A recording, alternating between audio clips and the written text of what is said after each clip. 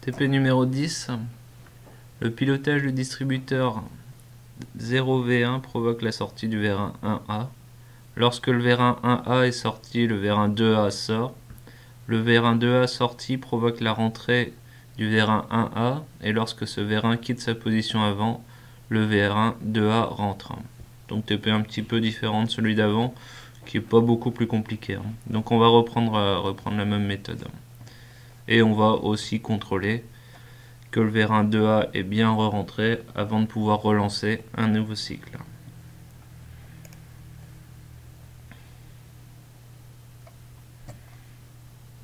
On commence par accorder la puissance.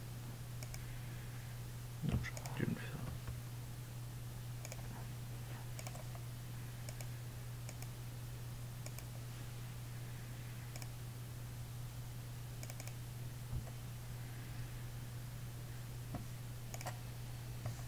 Le pilotage du distributeur 0V1 provoque la sortie du vérin 1A. Donc même remarque, pour que 1A sorte, il faut que je pilote de ce côté. Donc je me pose pas de questions. Et je veux contrôler la position, donc je vais prendre ma sortie de 2S1 ici pour alimenter mon distributeur 0V1.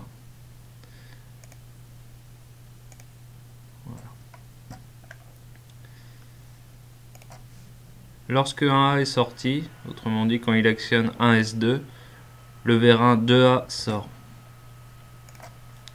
Pour que le vérin 2A sorte, il faut que j'alimente 2V1 ici. Donc je vais prendre la sortie .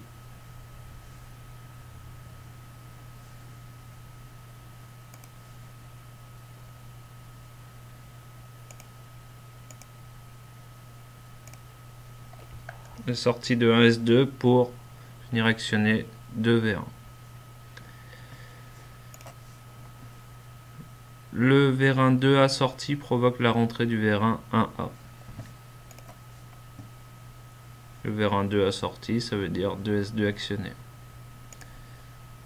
Il va provoquer la rentrée de 1A. Et quand 1A va quitter sa position, 1S2 ne sera plus actionné. Donc 2V1 ne sera plus piloté, étant donné que 2V1 est un distributeur monostable, en l'absence de commande, en l'absence d'air sur son pilotage, il va reprendre sa position initiale qui est celle-ci. Et on voit qu'en position initiale, 2A rentre, puisque la flèche met en communication l'air avec la chambre qui permet de faire rentrer 2A. Il nous reste à alimenter nos capteurs. Donc on va le faire de la même manière que le TP9. On va mettre des alimentations indépendantes.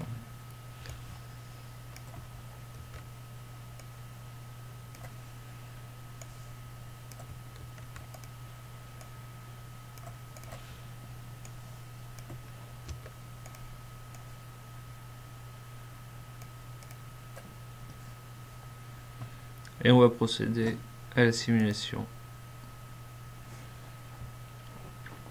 Donc je vais appuyer sur 0V1, ce qui provoque la sortie de 1A jusqu'à 1S2.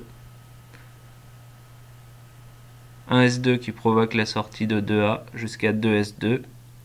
2S2 qui provoque la rentrée de 1A. Et dès que 1A quitte sa position, et on constate que 2A rentre également.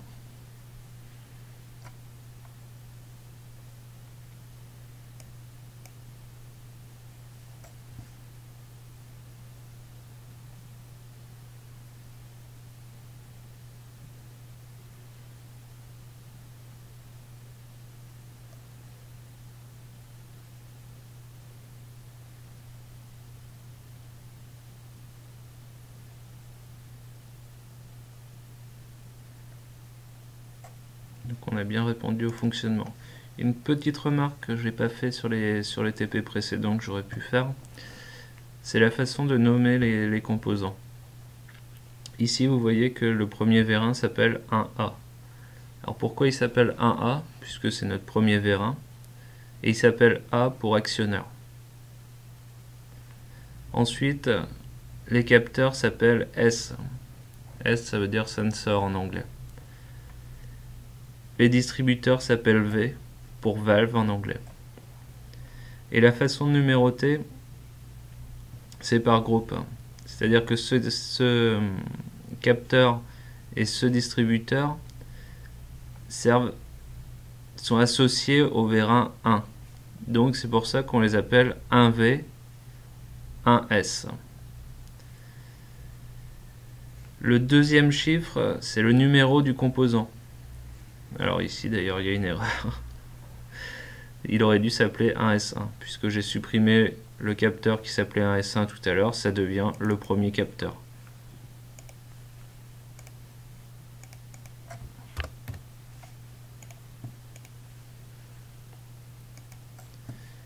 Ici, le premier capteur s'appelle 2 puisqu'il appartient au groupe, c'est-à-dire à l'actionneur 2.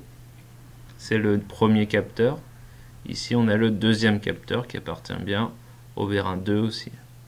Ici, pareil, on n'a qu'un distributeur associé au vérin 2, donc il s'appelle 2V1. Si on avait eu un distributeur en plus, il se serait appelé 2V2, 3, 2V3, ainsi de suite.